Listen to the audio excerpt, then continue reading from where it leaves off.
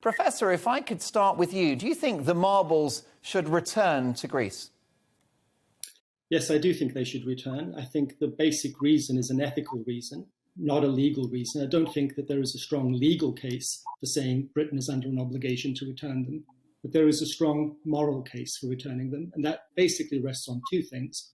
One is that the marbles belong to the Parthenon. They're not a self-standing work of art. They belong as part of the Parthenon. And second, that they are integral, and the Parthenon is integral to Greek national identity.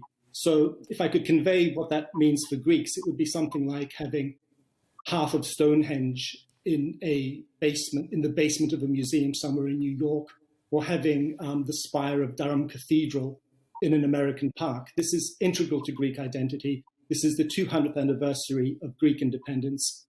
There's a strong and friendly relationship between the two countries, and I think now is the time to return them, not as a matter of legal obligation, but as a matter of generosity and out of greatness of spirit, one country to another.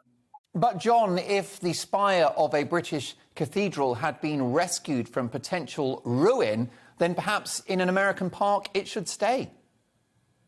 That's a very interesting point, and I think there is an argument to the effect that there should be some gratitude there, if indeed it was the case that the marbles were in effect saved. But think of the analogy. Say I help your child, I save your child from some imminent danger by taking him into my house and sheltering him there. Does that mean that as a reward I get to keep your child? No. When the danger is over, I get to return your child. And I think any issue at the moment of saying the Greeks can't look after these marbles is a non-starter. They now have a magnificent purpose-built museum to house the marbles. They should be returned with good grace, and Britain will receive massive love and affection, not just from the Greeks, but it will also undermine the image that has been unfairly foisted on the British people, that because they voted for Brexit, that they're somehow narrow-minded nationalists. I myself am a supporter of Brexit, and I think that this move, whereby you recognize that, yes, we voted for Brexit, we care about national identity, we care about our own independence, but we should equally care about the identity of other countries. John, you're an academic that supports Brexit. You should be pickled in formaldehyde and preserved for future historians. Well, I like to think for myself, Mark. Well, I know, definitely. Look, it's an interesting thought. Anne, you are a deeply moral person, a practicing Christian, and there is a strong moral case for returning these priceless items. No, I don't believe that there necessarily is. Historically, an awful lot of things have been transported from one country to another. They've then been taken on by the receiving country. They've become part of that country's own culture and history and fines and all the rest of it.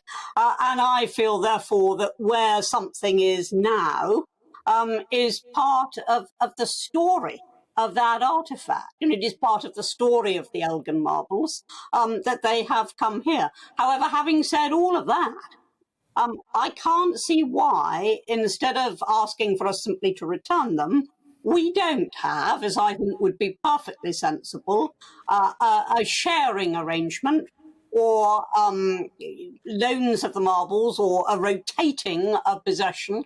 I don't see anything wrong with that. But I don't actually think that, given the time that has elapsed since the Elgin marbles were taken, it's not as if we went over there and did it yesterday. I think it has become part of our story now, and we are part of its story. And Anne, the contents of the British Museum don't belong to Britain, they belong to the world. Well, the contents of the British Museum belong to the British Museum, basically, because it is they who will have the final decision about this. This isn't actually, although people think it is, not really a government matter. It's really a matter for the British Museum. But you look at those artefacts in the British Museum, you've got Roman buckles there. Are we supposed to send them back to Italy? It is just, we have to accept that the transport of goods was part of the historical norm. It's not now, but it was part of the historical norm, part of the story of those particular artefacts. And I don't have a problem with them remaining in Britain, but I do think it would be rather sporting and rather British if we just offered to share a bit. John Tassioulas, clearly Greece is a wonderful country with a remarkable history. a European ally of ours. However, if we set the precedent of returning the Elgin marbles, I mean, within a short period of time, all of our great museums will be empty, won't they? The pressure to export all sorts of goods from around the world will be upon us, and that does set a dangerous precedent. And I think the way to avoid that very important argument is to say that this is not a legal case. The case is not that there is a legal obligation, number one. It's a case in morality, and there's a further point. This is not a Roman belt buckle. This is the most integral artifact to Greek national identity. I can't begin to I couldn't possibly exaggerate the importance that it has. And I'm very delighted that Anne is saying that she's open to possibilities like sharing. I think this is precisely what needs to be explored. But unfortunately, what's happening is that UK governments in recent years have given the Greeks a bureaucratic runaround. What they say is, oh, it's nothing to do with the government, it's to do with the trustees of the British Museum.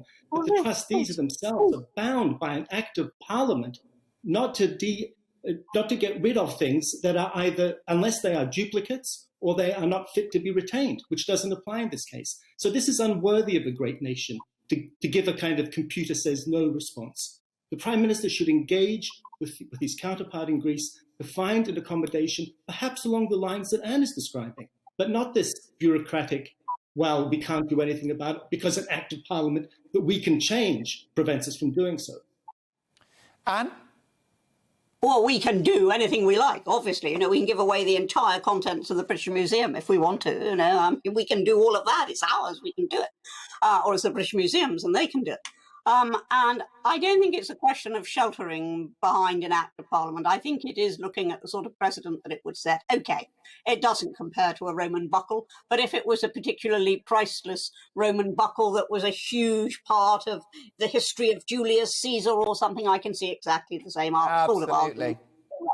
Mark, can I make one point about that? And that is the point about emptying the museum. The Greek Prime Minister has raised the prospect of giving in exchange some artifacts, priceless artifacts that have not yet been left to leave the country. So it's not as if the marbles would go away and nothing would replace them. There would be a rotating list of wonderful treasures that Britain would get as a mark of Greeks' gratitude for this gesture. And yes, I think most of the scholarship says that what we've been offered is a rather poor exchange, and that the bits and bobs that we've been offered don't quite amount to the same stature as the Elgin marbles. I think that's right. I think that the danger you have is that you're swapping a Ferrari for a Ford Cortina. That's always the risk. And Anne, I wonder whether extreme political correctness is going to motivate pressure on the government to actually let these priceless items go. Because, I mean, there are many people on the sort of hard woke left who would love every single museum to be emptied. I think that there has been pressure from what you described as political correctness. I think that's undeniable. But in a way, that is very nationalistic. It's saying, what's Greek must stay in Greece, what's British must stay in Britain, what's African must stay in Africa. In a way, that's actually pretty narrow nationalism, even if they dress it up as woke. It's pretty narrow. I think that's a really fair point. The other concern, John, is that if you return these marbles to Greece, then the Italians will want their Roman coins, the French will want their war swords, the Germans will want their helmets, the Japanese will want their vases. There's no end to it. The problem you've got is that there are lesser regimes who could take possession of some of these artefacts, and they'll either be destroyed or on eBay within minutes. Well, this is the point that I'm making, that this is an exceptional case to be treated on its merits, not part of a general policy. So I think that's really important.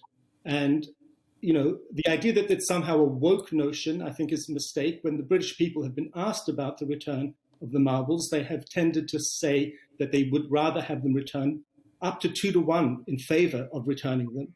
And the other thing I think I would say is, the cosmopolitan woke elite are those who are most vociferous about retaining the marbles in the British Museum precisely because they don't acknowledge the significance of discrete cultures. They think of cultures as a kind of supermarket situation. And I think that's a mistake. It's a failure to respect the integrity of particular cultures, and especially the Greeks who have suffered so greatly due to the Euro crisis. I think this gesture at this time would just catapult the reputation of Britain throughout the world.